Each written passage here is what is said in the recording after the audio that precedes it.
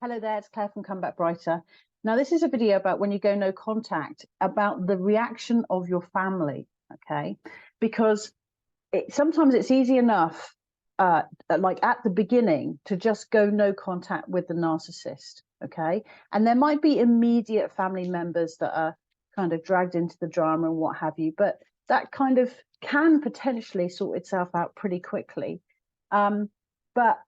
But it's when you talk to other family members that you're really making the kind of commitment to no contact, okay?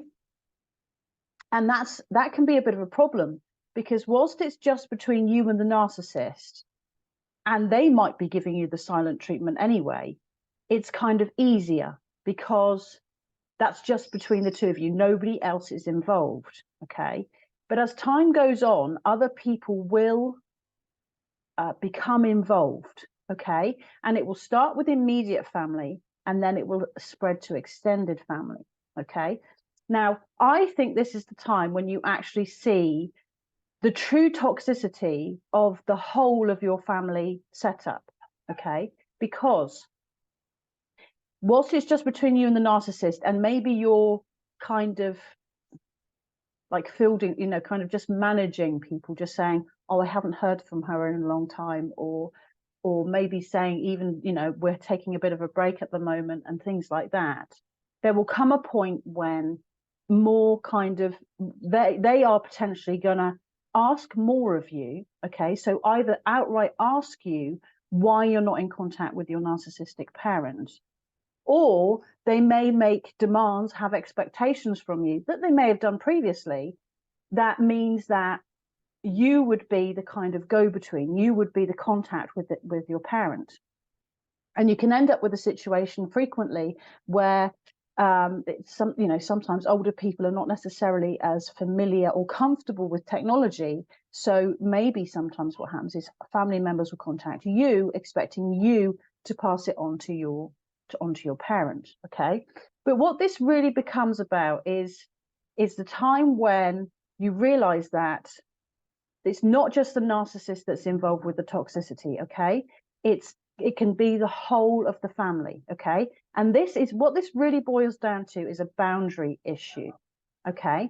So if you've hinted that you are no contact, if you have kind of kept them quiet, kind of not told them the truth that you're no contact, but they seem to be kind of appeased by the kind of excuses or reasons that you've given previously why you're not going to do these things anymore.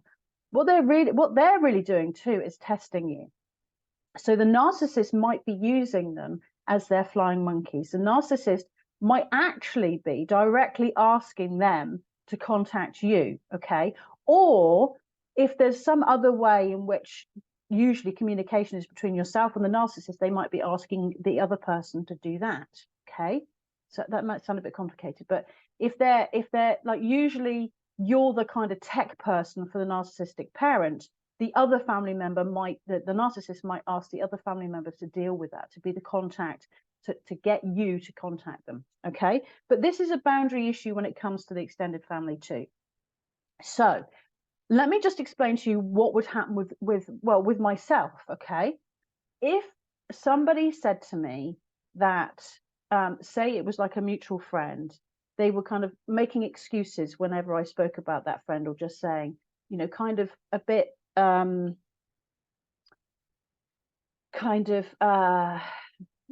committed. So, oh, we're taking a break, or I haven't seen her for a long time, or I haven't heard from her in a long time. There's a kind of distance there, okay? And I might ask once or twice, but after that point, I'll be like, okay, so there's something going on there, okay? Something going on there that this person doesn't want to explain to me. That's entirely up to them.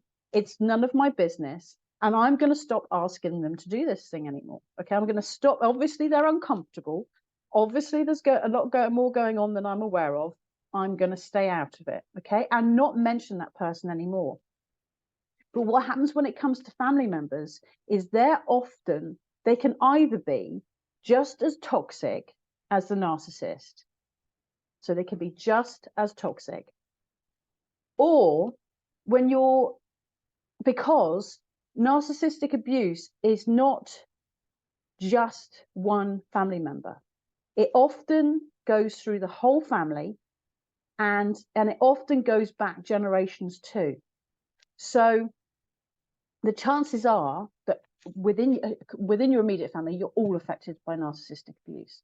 But within your extended family, you may actually see those same kind of toxic behaviors from your aunts, your uncles, your cousins, extended family, okay, grandparents even, okay.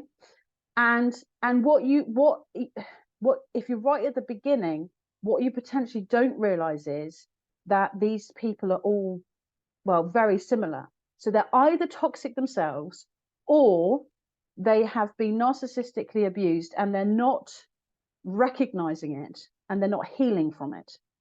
And they can be pulled into the drama, used as flying monkeys, just as much as the toxic people, the other narcissists themselves.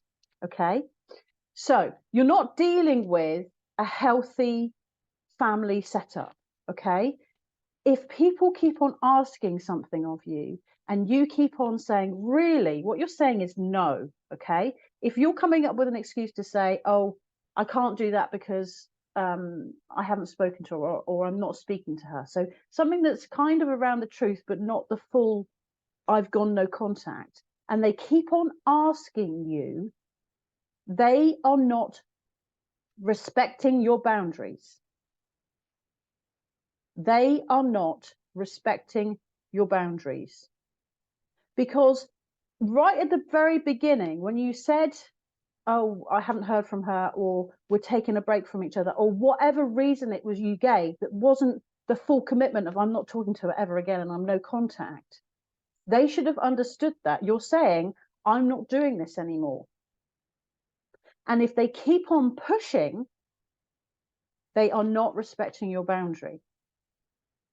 So whilst it looks like a slightly different situation, this is about, like, really, this is a test of other members of your family to see whether or not they respect your boundary.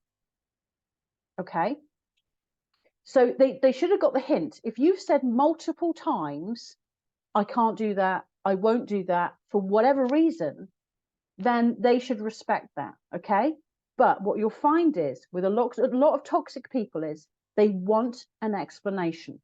Okay, they want an explanation why you are no longer doing something that you've done previously and probably potentially for the whole of your life. They want an explanation, and we fall into that trap of, it's called Jade: justify, argue, defend, or explain.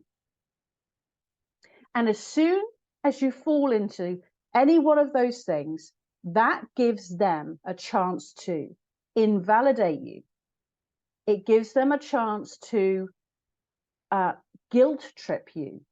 It gives them a chance to remind you of your duty or your obligation. And it gives them for them, it's the opportunity for them to get a yes out of you when you're saying no. So this is also testing your no, how strong your no is. Okay, because if you just said no, full stop, that's it. There's nothing for them to like try and negotiate with. Okay, so going through this thing with my son at the moment, here's an example. So he'll say to me, can I have some ice cream before lunch? And I'll say no. And he'll say, please, and I really want some, and it'd be really nice, and it's a long time till lunch. And I'll say, no is not the starting point for the negotiation. No is no. And I stick with that. So you face two potential decisions at this point, and it's entirely up to you how you do this. Your first choice is anybody who has persistently asked you to do something that you don't want to do when it comes to contacting your narcissistic parent, is to block them, is to stop talking to them, is to really to cut them off as well.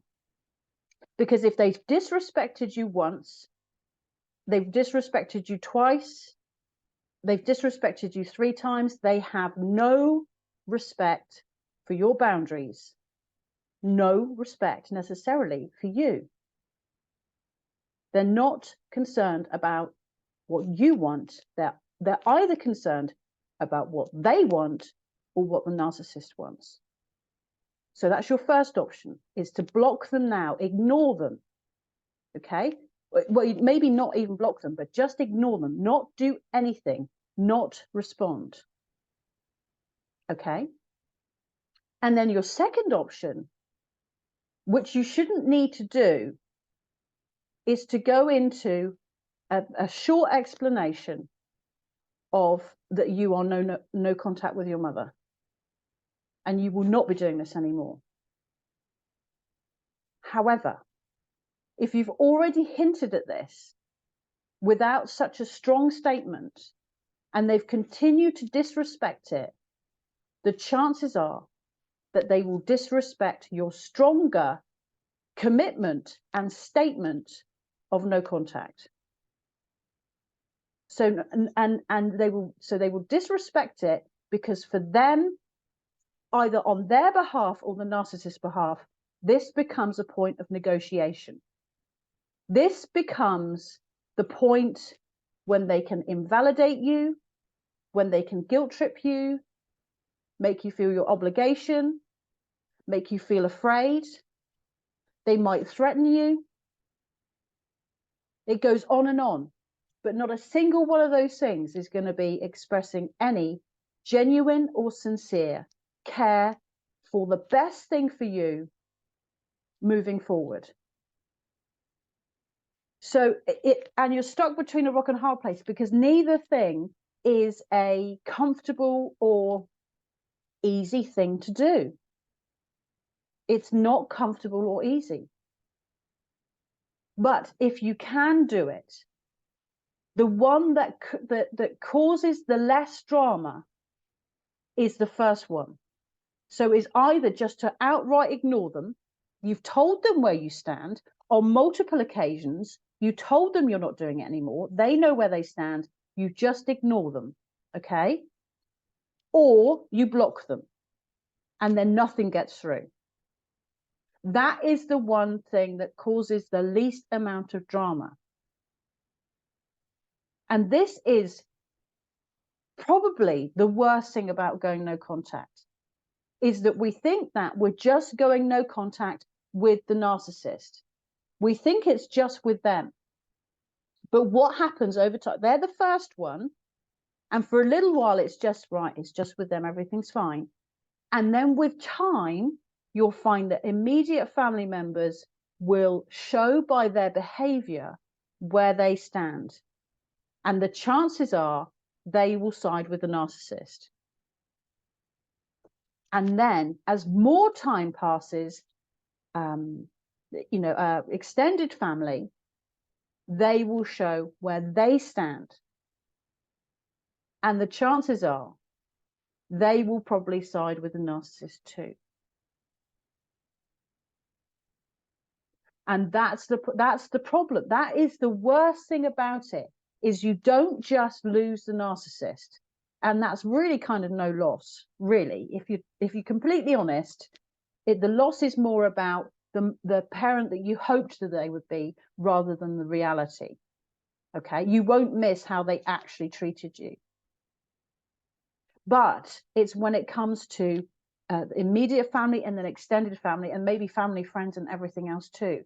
That's the thing. It really, you're going no contact in kind of like a lump, a bunch of people, but it doesn't happen all at the same time. But that's what the eventual outcome is. So when I went no contact with my dad. And then because my mum went along with whatever he did, I went no contact with her. And then after another 6 months, it was my brother, because something came up. I worked out what was going on. I worked out the truth of the dynamic. That happened. And then by extension, it was extended family, who I was never really close to, so that was no great loss. So, but it's a gradual thing. So you're at crunch point now. This is an awful time, because you want to stay true to your no contact. You don't want to have anything to do with a narcissist. And perhaps by this time you're realizing, after however long it's been that you've been no contact, that whilst you're doubting yourself and you're worried that you've made the wrong decision, there's also a lot of relief in that. There's also the glimmers of peace and the amount of healing that you've done. Even though it doesn't feel like it, every moment that you are free, you are healing.